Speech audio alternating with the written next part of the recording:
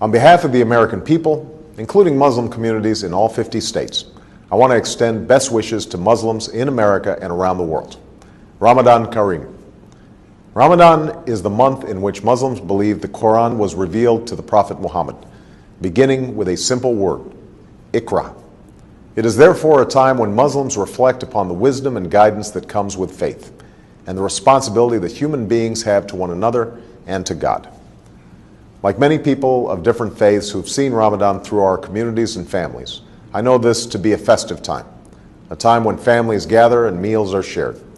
But I also know that Ramadan is a time of intense devotion and reflection, a time when Muslims fast during the day and perform Taraweeh prayers at night, reciting and listening to the entire Quran over the course of the month.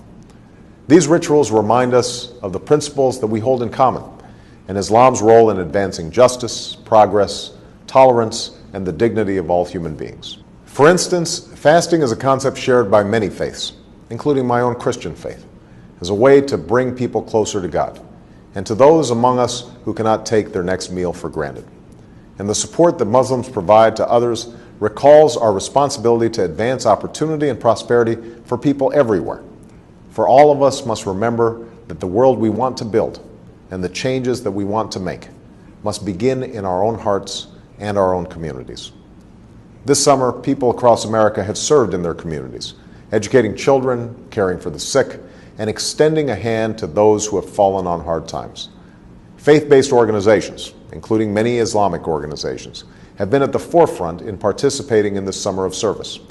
And in these challenging times, this is a spirit of responsibility that we must sustain in the months and years to come. Beyond America's borders, we're also committed to keeping our responsibility to build a world that is more peaceful and secure. That's why we're responsibly ending the war in Iraq. That's why we are isolating violent extremists while empowering the people in places like Afghanistan and Pakistan. And that is why we strongly and actively support a two-state solution that recognizes the rights of Israelis and Palestinians to live in peace and security. That's also why America will always stand for the universal rights of all people to speak their mind, practice their religion, contribute fully to their society, and to have confidence in the rule of law. All of these efforts are a part of America's commitment to engage Muslims and Muslim-majority nations on the basis of mutual interest and mutual respect. And at this time of renewal, I want to reiterate my commitment to a new beginning between America and Muslims around the world. As I said in Cairo, this new beginning must be borne out in a sustained effort to listen to each other, to learn from each other, to respect one another, and to seek common ground. I believe an important part of this is listening. And in the last 2 months, American embassies around the world have reached out not just to governments, but directly to people in Muslim-majority countries. And from around the world, we have received an outpouring of feedback about how America can be a partner on behalf of people's aspirations. We have listened, and like you, we are focused on pursuing concrete actions that will make a difference over time, both in terms of the political and security issues that I've discussed, and in the areas that you have told us will make the most difference in people's lives. These consultations are helping us implement the partnerships that I called for in Cairo, to expand education exchange programs, to foster entrepreneurship and create jobs, and to increase collaboration on science and technology while supporting literacy and vocational learning. We're also moving forward in partnering with the OIC and the OIC member states to eradicate polio, while working closely with the international community to confront the common health challenges like H1N1, which I know is of particular concern to many Muslims preparing for the Hajj.